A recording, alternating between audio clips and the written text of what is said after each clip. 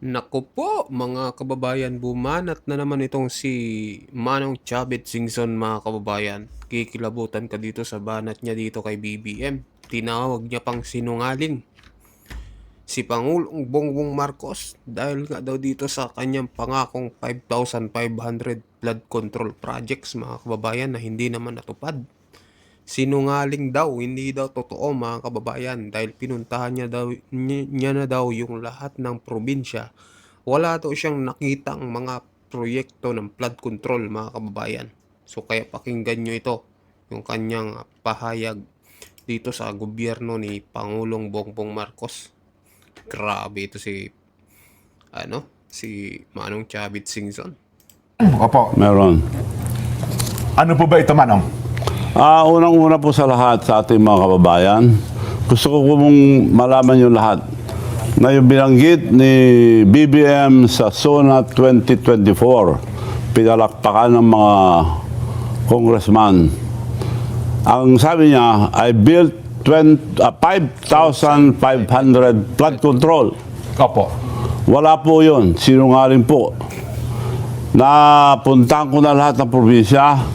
Naging presidente ko ng Governors League, Mayor's League, Councilors League, tinanong ko lahat. Wala po. Ang sinasabi nila, meron dito, Ghost Project, meron dito. So, buong Pilipinas, wala yung 2,500. Nagsisinungaling po si BBM. 5,500, Manong. 5,500 ang sinabi niya. Na, para patunayan ko sa inyo, nagsisinungaling, sa dami ng pinuntahan ko na, wala akong makita, pinuntang ko lang yung probinsya niya, supposed to be a model. Dahil probinsya ng presidente, anak niya ang congressman. Pinuntang ko po yun, pabalik-balik. Tumitsempo lang kami dahil may mga iba nagbabantay. So, gumamit kami ng drone na medyo moderno dahil na-measure niya yung project. Opo. At nakakalipad hanggang 20 kilometers.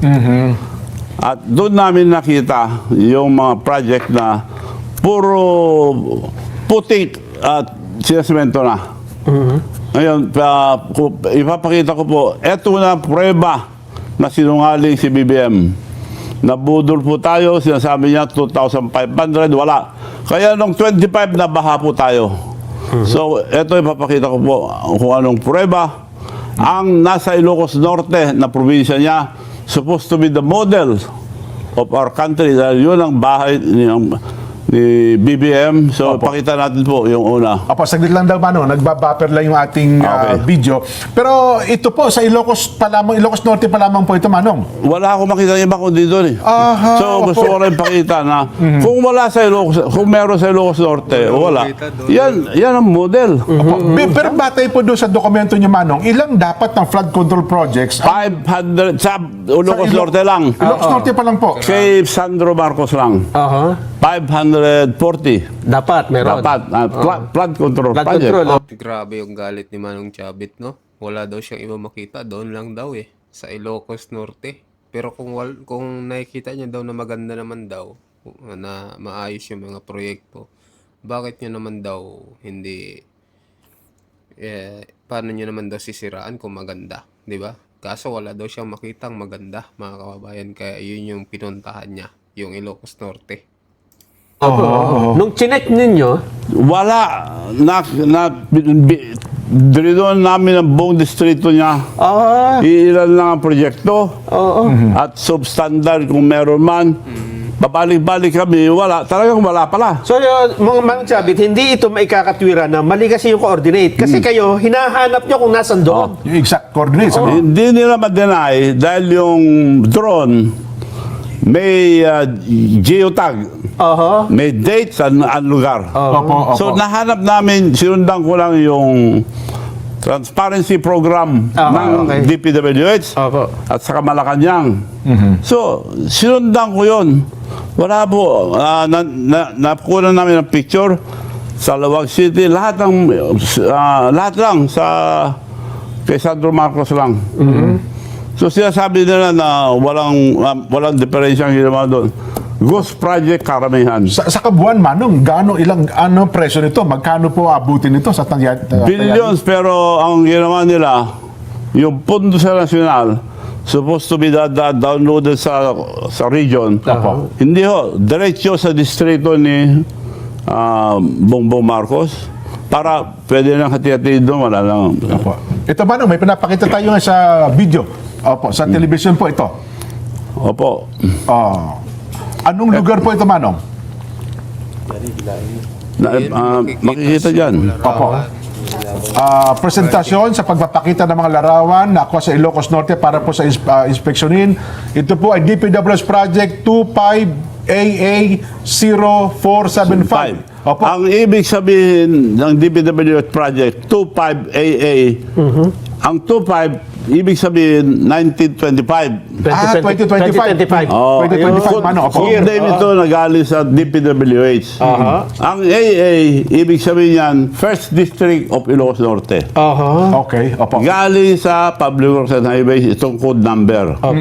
So makikita nila, bawat project meron ganito.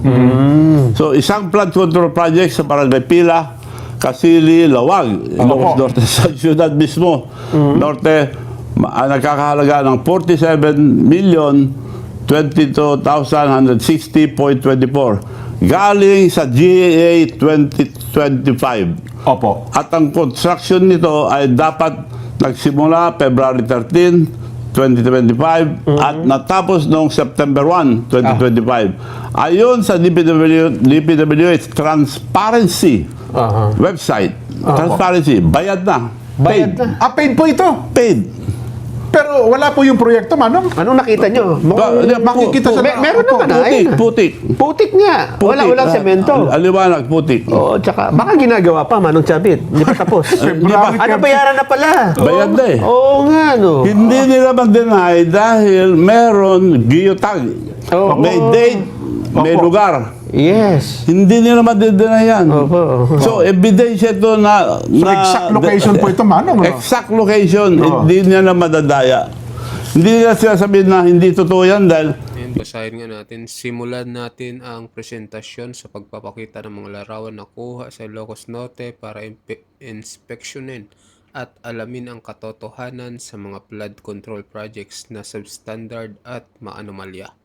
Ito ang DPWH Project 25AA0475, isang flood control project sa Barangay Pila, Kasili, sa Lawag, Ilocos Norte na nagkakahalaga ng 47 million 22,160.24 galing sa GAA 2025 at ang construction nito ay dapat magsimula ng February 13, 2025 at natapos noong September 1, 2025. Ayon sa DPWH Transparency website paid.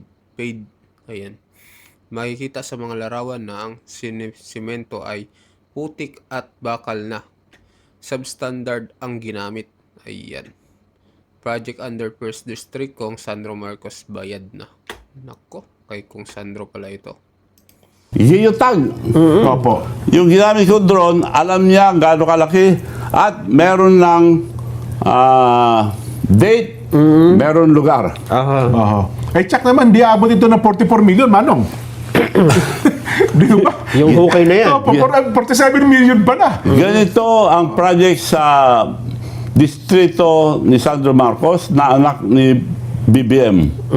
Na sinasabi nila na honest at lahat, walang project doon na hindi maganda, ghost project. Ayun. Karamihan po, yun sabi ni BBM nung suna, guni-guni. Yan ang guni-guni.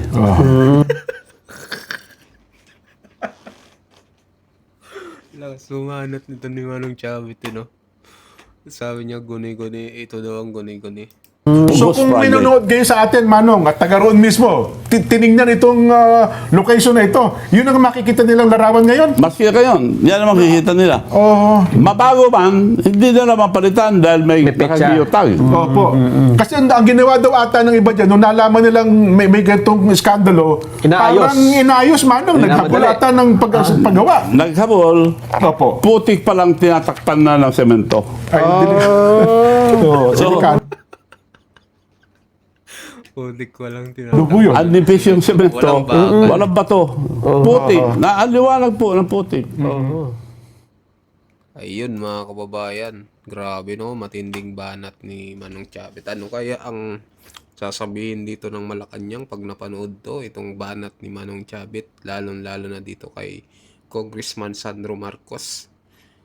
Itong pinakita niya kasi ng mga proyekto ni Kong Sandro Marcos sa Ilocos Norte, mga kababayan. So, ayun, mag-comment po kayo mga kababayan kung nagustuhan nyo yung ating napanood ngayon. At itong pahayag ni Manong Chavit Singson. At sa mga bagong pasok dyan, huwag nyo pong kalimutan mag-subscribe sa ating video. Maraming salamat po.